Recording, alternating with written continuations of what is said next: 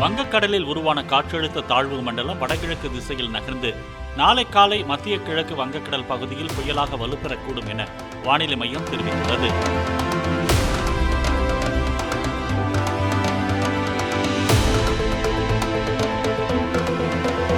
இதனையடுத்து சென்னை, கடலூர், நாகப்பட்டினம், எண்ணூர், காட்டுப்பள்ளி, புதுச்சேரி, காரைக்கால், பாம்பன், தூத்துக்குடி ஆகிய துறைமுகங்களில் 1ஆம் எண் புயல் எச்சரிக்கை கூண்டு ஏற்றப்பட்டுள்ளது.